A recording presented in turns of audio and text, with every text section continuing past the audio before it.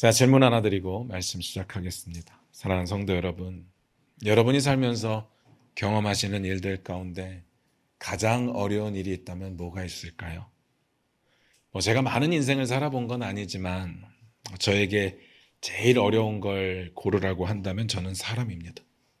살면서 가장 어려운 건 사람 마음을 바꾸는 거더라고요.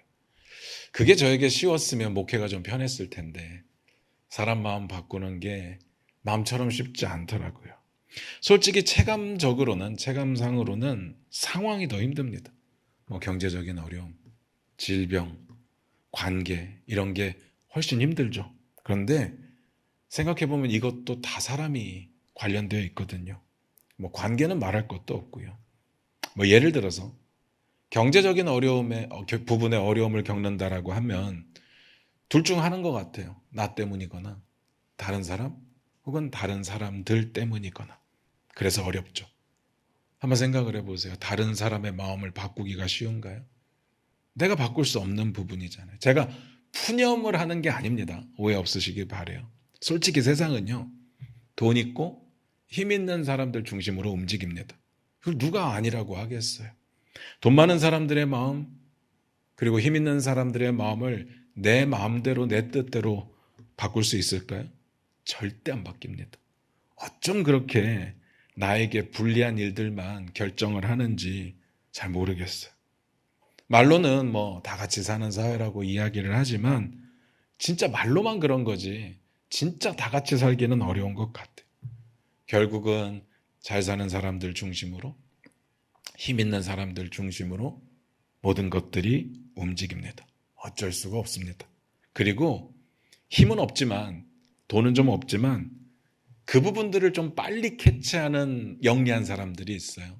그 사람들이 부를 나눠 갔죠. 그러면 남은 건 나잖아요. 내가 바뀌면 됩니다. 근데 내가 바뀔 수 있느냐? 쉽지 않습니다. 간단하잖아요. 생각해 보세요. 내 과거의 삶이 결국은 지금 상황에 지대한 영향을 미치기 때문에 이거 어쩔 수 없는 거고요. 그러면 지금이라도 내가 바뀌면 되는데 그게 쉬우냐? 쉽지 않죠. 쉽지 않습니다. 돈을 더 벌고 싶으면 지금보다 더 능력을 갖추면 됩니다. 근데 그 능력을 갖춘다라는 게 말이 안 되잖아요. 지금 삶은 어떻게 해요? 지금껏 다 내려놓고 갑자기 다시 공부하고 다시 기술을 익힙니까? 아니면 이런 방법도 있습니다. 수입의 한도 내에서 아껴서 쓰고 나머지 저축하면 됩니다. 그런데 살아보니까 오히려 더 그게 힘들더라고요. 써야 될 게 항상 버는 것보다 많잖아요. 그래서 힘듭니다. 제가 경제적인 것만 말씀을 드렸는데 다 똑같은 것 같아요. 저는 목회를 하면서 가장 힘든 거 사람 마음 바꾸는 거라고 생각합니다. 가끔 이제 교회를 떠나겠다고 찾아오시는 분들이 있어요. 그때 가슴이 막 찢어지는 것 같아요. 그냥 여러분들이 느끼는 그 사람 떠났구나 하고 제가 느끼는 성도가 떠나는 거하고는 정말 차원이 다를 것 같아요. 제가 마음을 바꿀 수 있는 힘이 있었다면 그분들 다 여기 계시겠죠. 차고 넘치겠죠. 좋게 떠나는 사람들도 있고 안 좋게 떠나는 사람들도 있어요. 좋게 떠나는 사람들은 이사를 가거나 해외로 이주를 하거나. 제가 막을 수 있나요? 없습니다. 안 좋은 건 아니지만 없어요. 누가 교회 때문에 자기 인생을 포기하고 교회 주변에 머물러 살려고 하겠습니까? 말도 안 되죠. 안 좋게 떠나는 사람들은요. 누구 때문에 상처를 받았다. 교회 방향성이 나하고 안 맞는다. 처음에는 제가 그런 이야기를 들을 때마다 진짜 설득하려고 무진장 애를 썼습니다. 그래서 막 억지로 붙잡아 놓기도 하고 부탁을 드리기도 하고 했었습니다. 근데 시간 지나니까 결국 떠나기로 마음먹은 사람들은 다 떠나고 없더라고요. 이걸 바꾸기가 진짜 힘듭니다. 그래서 저는 제 마음속에 생각한 게 사람 마음 바꾸는 게 가장 힘든 거구나. 가장 힘듭니다. 내 마음도 포함해서. 그런데 중요한 건요. 이 사람 마음을 바꾸는 게 힘들다는 게 사실은 내 상황을 바꿀 수 없는 가장 주된 요인이 되더라는 거죠. 그래서 내 삶이 힘든 거예요. 그럼 어떡할까? 오늘 말씀 같이 보면서 그 이야기를 좀 나눠보도록 하겠습니다. 사무엘하 17장 4절입니다. 같이 읽겠습니다. 시작. 압살롬과 이스라엘 장로들이 다 그 말을 옳게 여기더라. 오늘 말씀이 이렇게 시작을 했어요. 압살롬과 이스라엘 장로들이 다 그 말을 옳게 여겼대요. 이게 무슨 상황인가 하면 아히도벨이 압살롬에게 또 하나의 계략을 내어놓은 상황입니다. 그걸 좋게 여겼다. 지난주에 아히도벨의 첫 번째 계략을 봤었어요. 기억나시죠? 아히도벨이 압살롬에게 이렇게 말했어요. 압살롬, 당신은 다윗의 후궁들과 동침하세요. 다윗이 압살롬의 아버지인데요. 말도 안 되죠. 말도 안 됩니다. 그런데 그런 말도 안 되는 계략을 압살롬이 따르죠. 그리고 오늘 본문에 두 번째 계략을 내어놓은 겁니다. 그 계략이 뭔지를 간단하게 볼게요. 17장 1절부터 2절입니다. 같이 읽겠습니다. 시작. 아히도벨이 또 압살롬에게 이르되 이제 내가 사람 12,000명을 택하게 하소서. 오늘 밤에 내가 일어나서 다윗의 뒤를 추적하여 그가 고나고 힘이 빠졌을 때 기습하여 그를 무섭게 하면 그와 함께 있는 모든 백성이 도망하리니 내가 다윗 왕만 쳐 죽이고. 어떤 느낌인지는 아시겠죠? 아히도벨의 계략을 한마디로 정리를 해보면 속도전과 기습이 필요합니다 라는 겁니다. 12,000명의 용사들을 지금 뽑아서 바로 가서 치면 다윗의 부대가 정신없을 거고, 그리고 무서워서 흩어질 거고, 그 정신없는 틈을 타서 다 죽이는 게 아니라 다윗 왕만 죽이면 게임 끝. 간단합니다. 그리고 바로 이 계략을 압살롬과 장로들이 옳게 여겼다라는 거예요. 상황적으로 보면 아히도벨이 내어놓았던 첫 번째 계략이 성공을 했습니다. 제가 이거 옳고 그름을 이야기하는 게 아니에요.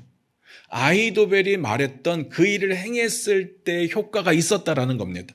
어떤 효과였어요? 압살롬이 다윗의 후궁들을 취하고 동침하는 순간 사람들은 분명해집니다. 아, 다윗과 압살롬의 관계가 완전히 끝났구나. 그러면 어떤 효과가 있는가 하면 이제 이 편에 설지 저 편에 설지, 다윗이 돌아오면 어떡하지, 이런 고민할 것 없이 이왕 반역의 편에 섰으니까 힘을 모으자, 이런 효과가 있다라고 말씀을 드렸어요. 당연히 그렇게 됐겠죠. 그러니까 성경이 뭐라고 합니까? 그가 내어놓은 계략이 압살롬에게 사람이 하나님께 물어받은 말씀과 같이 여겨졌다라고요. 이 사건 이후로 저는 그렇게 됐다고 봅니다. 다윗은 그 전에 그랬을 거고, 그 상황 가운데 두 번째 계략을 내어놓은 겁니다. 당연히 이 계략도 옳게 여겼겠죠. 첫 번째 성공했으니까. 상황적으로만 그런 게 아니라 상식적으로도 마찬가지예요. 누가 봐도 지금 다윗을 따라가서 치는 게 최선이었습니다. 제가 압살롬의 반역을 이야기하면서 계속 말씀드렸던 내용이 뭔가 하면 다윗과 전면전으로 붙으면 무조건 진다였습니다. 다윗이 무조건 이긴다였어요. 다윗이 어떤 사람이에요? 전쟁에서 이름을 떨친 사람이에요. 지금 나이가 좀 들었지만 정말 그 경험치는 무시할 수가 없어요. 그리고 그 경험도 이기는 경험이잖아요. 승리를 하는 경험입니다. 누가 어떻게 그 부분을 무시할 수 있겠어요. 게다가 중요한 건 지금 다윗 혼자 도망가는 게 아니잖아요. 우리가 봤던 내용 가운데 있었잖아요. 그 옆에 이때와 가드 사람 600명이 있었다고요. 우리가 지금은 좀 평온한 시대니까 잊어버리고 있는데 가드가 어딘가 하면요, 블레셋이에요. 블레셋이 어떤 나라입니까? 잔인하고 공격적이고 싸움 잘하는 나라. 그 사람들 600명이, 그 용사들이 지금 다윗을 지키고 있습니다. 그것도 목숨 걸고. 그리고 여전히 요압과 아비새도 함께하고 있거든요. 가장 위대한 장수들이요. 이 상황을 잘 이해해야 되는데 요압과 아비새만 갔겠습니까? 덩그러니? 당연히 그의 부하들, 그의 군대도 함께 했겠죠. 가면 어떻게 상대해요? 정말 수백 가지, 수천 가지의 경우의 수를 다 생각을 해봤을 때 압살롬이 다윗을 이길 수 있는, 그리고 그 반역이 성공할 수 있는 유일한 가능성이 뭐냐? 속도전. 지금 기습하는 거. 그게 아히도벨의 계략이었고 이 계략이 맞아요. 누가 봐도 맞습니다. 그리고 그렇게 맞다라고 생각했기 때문에 압살롬과 장로들이 옳게 여긴 거예요. 상황적으로, 상식적으로 동의가 된 겁니다. 그러면 끝이죠. 그러면 그 다음 내용이 어떻게 연결되는 게 자연스러울 것 같아요? 압살롬이 아히도벨의 계략을 따랐더라 하면 됩니다. 이게 자연스러워요. 그런데 그 다음에 어떻게 연결되는지 볼게요. 사무엘하 17장 5절을 같이 봅니다. 같이 읽겠습니다. 시작. 압살롬이 이르되 아렉 사람 후세도 부르라. 우리가 이제 그의 말도 듣자 하니라. 압살롬이 뭐라고 이야기를 하는가 하면 아렉 사람 후세도 불러서 그 사람의 의견도 들어보세요. 잘 보셔야 됩니다. 지금 아히도벨이 내어놓은 계략, 누가 봐도 옳은 계략의 포인트는 뭔가 하면요, 속도전이에요. 이게 그냥 전쟁을 할 때 시작을 하면 속도 있게 하자, 이게 아닙니다. 지금 상황적으로 지금 가야 되는 게 맞아요. 그런데 그 포인트에서 한 템포를 늦추자는 겁니다. 후세 이야기도 한번 들어보자. 속도전과 기습이 정답인 걸 아는데 지금 안 하면 언제 하겠다는 거예요. 그래서 이 부분이 신기하고도 놀라운 겁니다. 이상하지 않습니까? 한번 생각을 해보세요. 아히도벨이 뭔가 압살롬에게 실수를 했다면 이해가 돼요. 그런데 그런 내용이 없어요. 아히도벨의 첫 번째 계략이 실패라도 했다면 이해가 돼요. 그런 게 없어요. 완벽했습니다. 효과가 있었어요. 그리고 두 번째 계략, 누가 봐도 괜찮은 계략. 정말 수백 가지, 수천 가지의 가능성 중에 유일하게 가능성이 있는 좋은 계략이었습니다. 최선이죠. 그러면 하면 돼요. 그러려고 압살롬이 아히도벨을 영입한 거잖아요. 그런데 압살롬이요, 옳게 여겼는데 그 계략을 선뜻 따르지 않았다라는 겁니다. 동의는 되는데 따르지는 않는다. 그러면서 후세의 의견도 한번 들어보자. 속도전과 기습의 의견을 듣고 동의는 되는데 머뭇거린다. 이상하지 않습니까? 도대체 4절과 5절 사이에 무슨 일이 있었던 걸까요? 아히도벨이 계략이 맞다라고 여겼던 4절과 그런데 따를 수 없고 딴 사람의 의견도 들어보자라고 말하는 5절 사이에 무슨 일이 있었던 걸까? 여기서 짚고 넘어가고 싶은 게 있어요. 후세가 내어놓은 계략과 아히도벨이 내어놓은 계략을 비교해보면 정반대예요. 그래서 우리는 어떤 계략이 더 좋은지 쉽게 알 수가 있습니다. 한번 찾아볼까요? 17장 11절입니다. 같이 읽겠습니다. 시작. 나는 이렇게 계략을 세웠나이다. 온 이스라엘을 단부터 브엘세바까지 바닷가에 많은 모래같이 당신께로 모으고 친히 전장에 나가시고. 뭔 말이에요? 이거 후세의 계략이거든요. 뭐라고 했습니까? 아히도벨의 계략을 생각하면서 한번 보세요. 단에서부터 브엘세바까지. 이거 기억나세요? 이거 그냥 이스라엘 전체를 말하는 관용어구라고 말씀드렸어요. 우리나라로 따지면 할라에서 백두까지. 그런 의미입니다. 단에서부터 브엘세바까지 모든 백성을 다 모으래요. 그리고 다 모아지면 친히 전장에 나가셔서 싸우래요. 정반대 계략이에요. 아히도벨의 계략이 뭐라고요? 속도전, 기습. 그런데 후세의 계략은요, 지공과 전면전. 앞에서 말씀드렸잖아요. 수백 가지, 수천 가지의 경우의 수를 놓고 생각해 봤을 때 유일하게 다윗을 이길 수 있는 방법은 지금 공격하는 거예요. 도망가고 있는 혼란의 틈을 타서 지금 공격하고 있는 거예요. 그런데 정반대의 의견을 내어놓았습니다. 시간을 좀 갖자. 사람들을 다 모으자. 그리고 전면전으로 싸우자. 이거 안 되는 거예요. 생각을 해보세요. 아히도벨의 계략이 옳다라고 여겼다면 당연히 이 계략은 옳지 않게 여겨져야 되는 겁니다. 둘 다 좋을 수는 없잖아요. 정반대 의견인데. 생각해 보세요. 지금 후세가요, 이 계략을 내어놓을 때 이거 너무 좋은 계략이어서 왕에게 내 계략도 좀 써주세요. 한번 들어봐 주세요. 그런 의미로 내어놓은 게 아니에요. 후세가 어떤 입장이라고요? 다윗을 따라갔잖아요. 근데 다윗이 돌려보내잖아요. 돌려보내면서 뭐라고 이야기를 해요? 아히도벨의 계략을 무력화해라. 그 다윗의 뜻에 맞춰서 내어놓은 계략이었습니다. 그러면 이 계략은요, 실패하라고 내어놓은 계략이에요. 근데 신기한 게 뭔지 아세요?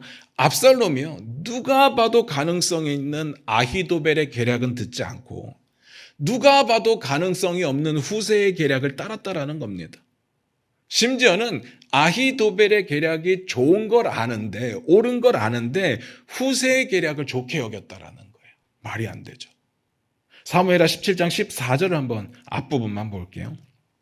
같이 읽겠습니다. 시작. 압살롬과 온 이스라엘 사람들이 이르되 아렉 사람 후세의 계략은 아히도벨의 계략보다 낫다 하니. 거기까지 한번 봅니다. 신기하지 않습니까?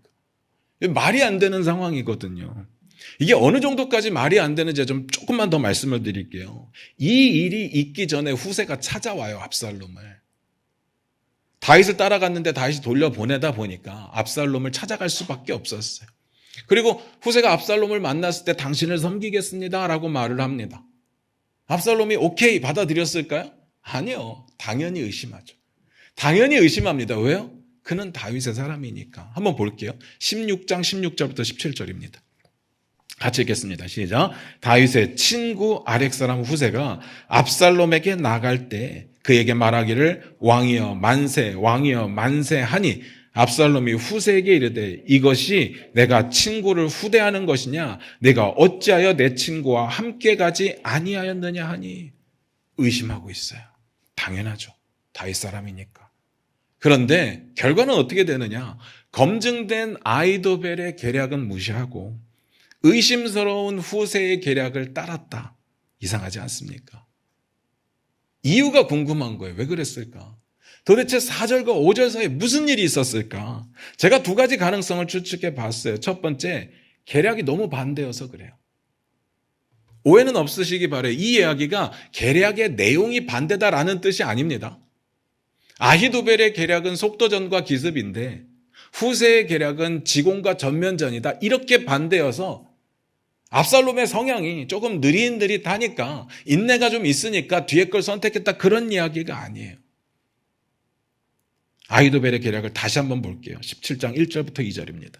같이 읽겠습니다. 시작. 아히도벨이 또 압살롬에게 이르되 이제 내가 사람 12,000명을 택하게 하소서. 오늘 밤에 내가 일어나서 다윗의 뒤를 추적하여 그가 고나고 힘이 빠졌을 때 기습하여 그를 무섭게 하면 그와 함께 있는 모든 백성이 도망하리니 내가 다윗 왕만 쳐 죽이고. 잘 한번 보세요.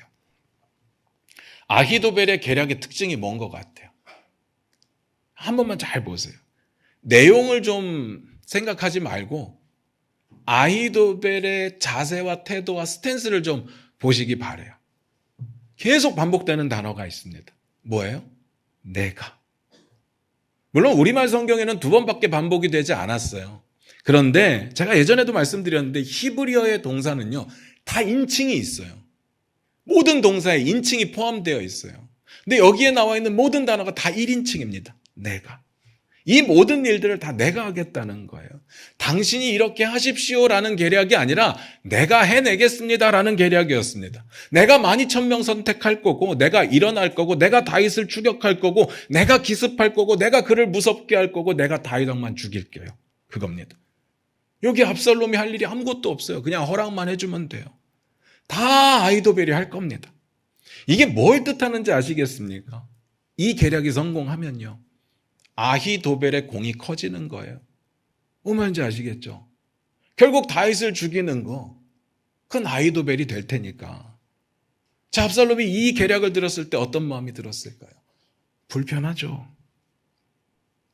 내가 왕이 될 건데, 내가 해야 되는데, 죽 써서 뭐 주는 꼴이 되는 거예요. 물론 진짜로 아히도벨이 그런 마음을 가졌다, 그런 의도였다라고 말씀드리는 건 아니에요. 그건 몰라요. 성경에 안 나와 있으니까. 그런데 압살롬이 그의 의견을 불편했다라고 말씀드리는 겁니다. 그래서 더 중요하죠. 이것 때문에 다윗에게 유리한 상황으로 바뀌거든요. 만약에 아히도벨의 계략대로 되었다면 역사가 바뀌었을 겁니다. 다윗은 이제 사라질 거예요. 반면에 후세의 계략을 한번 볼까요? 17장 11절입니다. 같이 읽겠습니다. 시작. 나는 이렇게 계략을 세웠나이다.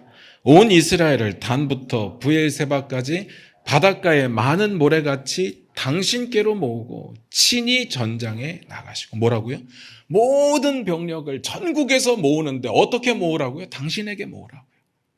그리고 전쟁은 어떻게 하라고요? 당신이 친히 나가서 싸우라고요. 다 2인칭이죠. 무슨 말이에요? 모든 영광 당신이 받으세요. 뭐가 다른지 느껴지시나요? 계략의 내용은 누가 봐도 아히도벨의 것이 훨씬 좋아요. 그런데 압살롬은요, 그 계략이 불편해요. 자기가 없거든요.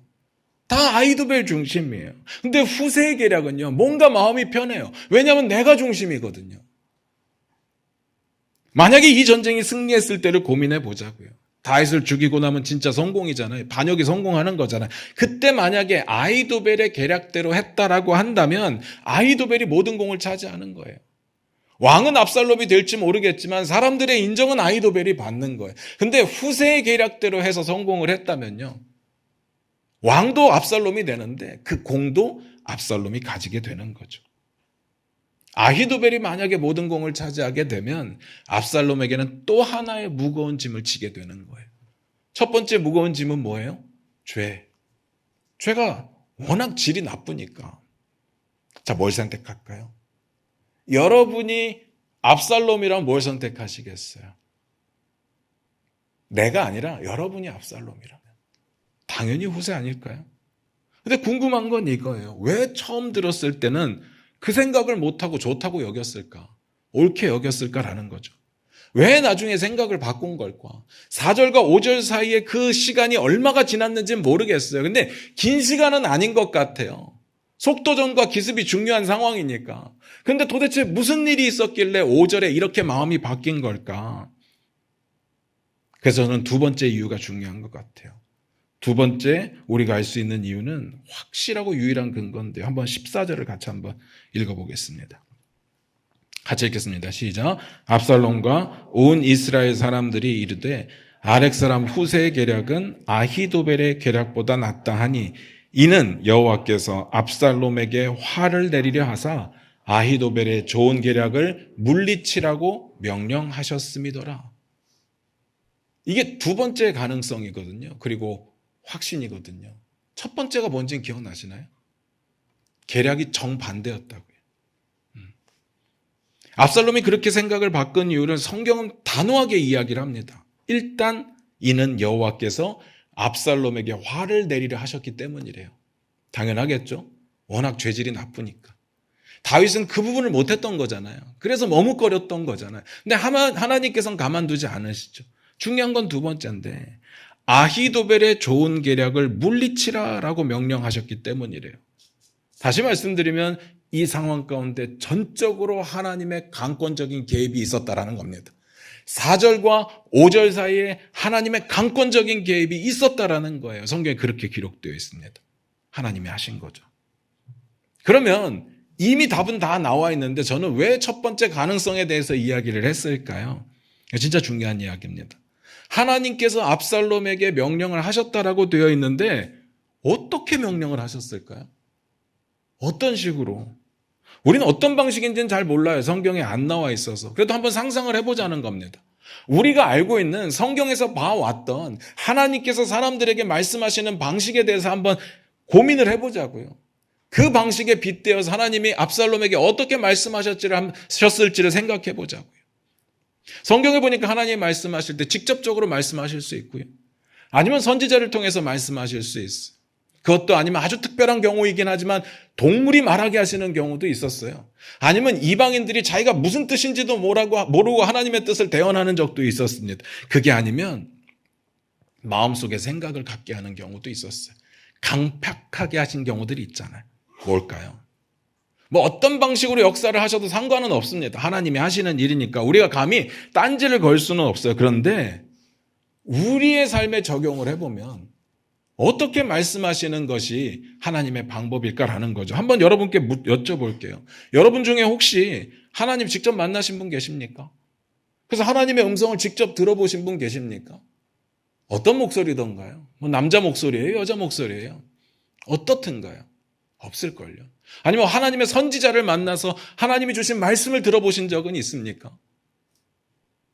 선지자가 목사는 아닙니다. 목사는요, 기록된 말씀을 연구하고 기도하면서 여러분들에게 그 의미를 전달하는 사람이고, 선지자는요, 하나님의 말씀이 직접 임한 사람들이요, 차원이 달라요. 그런 선지자를 만나보셨냐고요. 만약에 여러분의 인생 가운데 그런 선지자를 만났다면 큰일 날 뻔하신 거예요. 그런 분을 만나고도 지금 여기에 계시다면 진짜 큰일 날 뻔한 거예요. 거의 99.99% 그 사람 이단일 거예요. 못 만나요. 동물이 말하는 거 보신 적은 있으실까요? 앵무새가 지저귀는 거 말고 없으실걸요. 아니면 예수 믿지 않는 사람이 정말 자기가 뭔 말을 하는지도 모르고 하나님의 뜻을 대언하는 거 보신 적이 있어요? 없을 겁니다. 대부분 없어요. 그럼 가능성은 뭡니까? 딱 하나. 생각입니다. 성경에서는 강팍하게 하셨던 그 마음, 또 좋게도 하실 수도 있고요. 이게 조종하신다라는 뜻은 아니에요. 나는 아무 의지도 없는데 하나님의 뜻대로 내가 갑자기 악한 일을 행하고 갑자기 좋은 일을 행하고 그런 뜻은 아닙니다. 만약에 우리가 하나님께 조종당하면서 산다면 이렇게 안 살죠. 지금보단 낫지 않겠습니까? 왜 죄를 짓고 왜 이렇게 힘들게 살아요? 하나님이 그렇게 살게는 안 하실 텐데. 예수님께서 성령님을 보내시겠다고 약속을 하실 때 이런 말씀을 하세요. 요한복음 14장 26절입니다. 우리 화면 보시면서 같이 읽을게요. 같이 읽습니다. 시작. 보혜사 곧 아버지께서 내 이름으로 보내실 성령 그가 너희에게 모든 것을 가르치고 내가 너희에게 말한 모든 것을 생각나게 하리라. 생각나게 하시는 게 대부분이에요.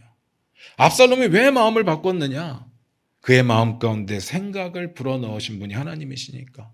어떤 생각이에요? 자기가 하겠다는 아히도벨의 계략이 불편해지는 마음이에요. 아니 지금까지 있게 뭔데?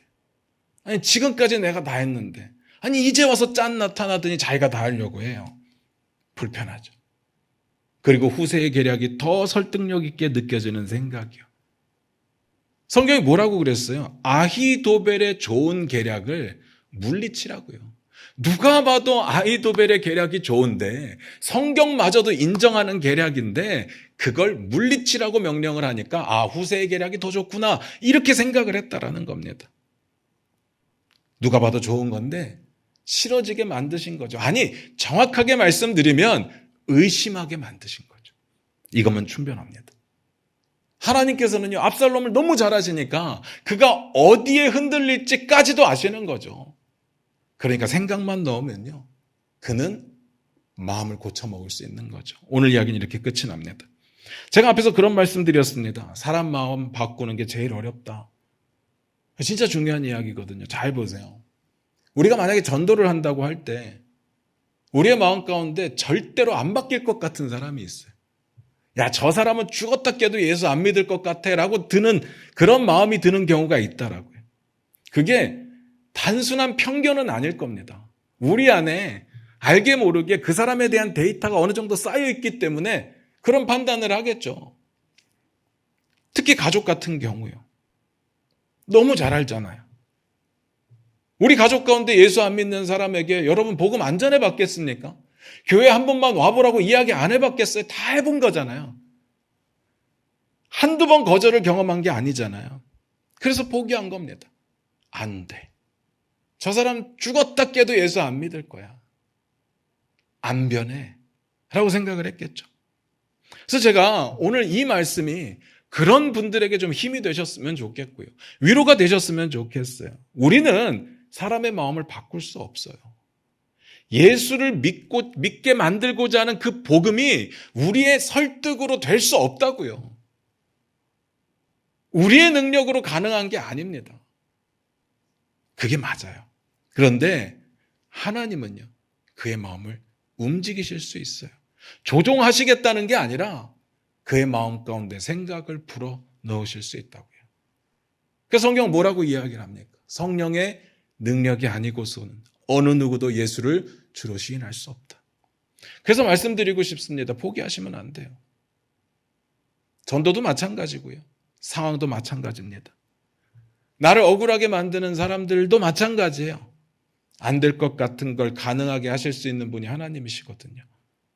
그래서 이렇게 말씀드리고 싶습니다. 미리 안 된다고 판단하지 마시고요. 하나님께 맡기십시오. 사람을 바꿀 수 있는 거, 상황을 바꿀 수 있는 거 하나님의 능력이기 때문에 하나님께 맡기십시오. 하나님은 하실 수 있습니다. 여러분이 평생을 놓고 가장 간절하게 기도하는 기도 제목이 뭐예요? 대부분 가족 구원 아닙니까?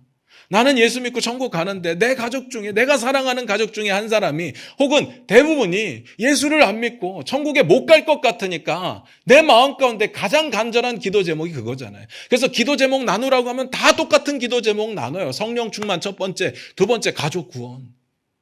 근데 묻고 싶어요. 정말 간절하게 기도해 보셨냐고. 그냥 안타까운 마음만 가지고 계신 거 아닐까요? 한두 번 해봤는데 안 되니까 미리 포기한 거 아닐까요? 어떻습니까? 하셔야 됩니다. 하나님이 하실 수 있거든요. 이게 우리의 능력이 아니거든요.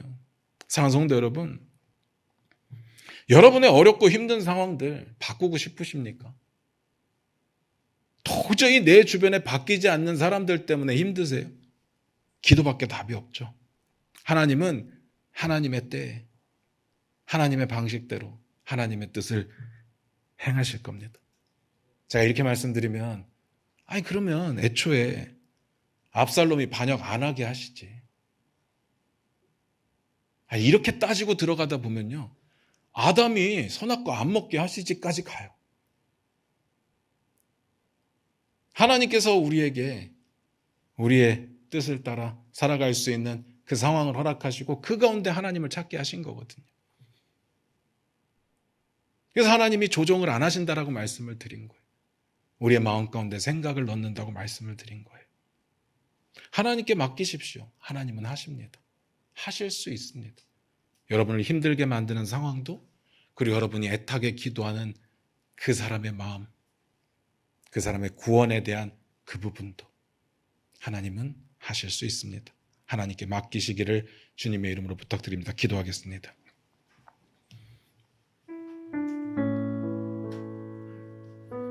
우리 반주 들으시면서 기도하기를 원합니다. 여러분의 지금의 상황이 어떤지는 제가 잘 모르겠어요. 암담하신가요? 정말 바꾸고 싶은데 이제는 늦었다라는 생각이 드시나요? 정말 안 바뀔 것 같은 누군가 때문에 힘드신가요? 아니면 정말 안 바뀔 것 같은 누군가 때문에 마음이 너무 아프신가요? 그도 예수 믿어서 구원받아야 되는데, 그런데 혹시 우리 마음 가운데 포기하셨던 마음이 있지는 않았습니까? 안 돼. 사람은 안 바뀌어.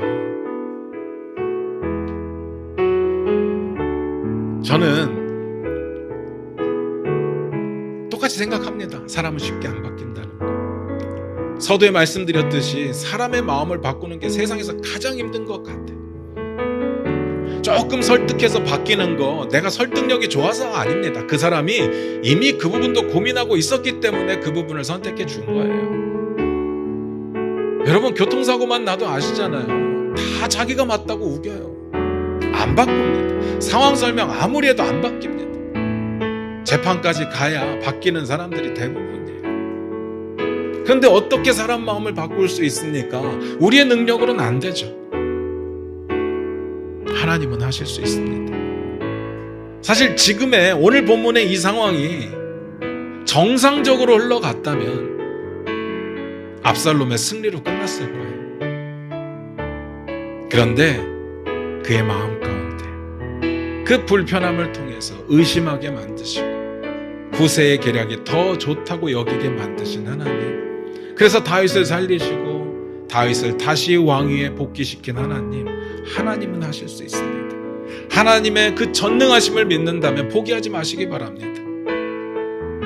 끝까지 매달리시기 바라요. 여러분이 생각하는 그 사람의 구원을 위해, 그 사람의 변화를 위해 끝까지 기도하시기 바랍니다. 이 시간 우리가 그렇게 기도하기를 원합니다. 내 능력 내려놓고, 내 잘남 내려놓고, 내 말잘함 내려놓고 하나님의 능력으로 붙들고 나아가기를 원합니다. 우리 다 같이 그렇게 기도하며 나아갑니다. 기도하겠습니다.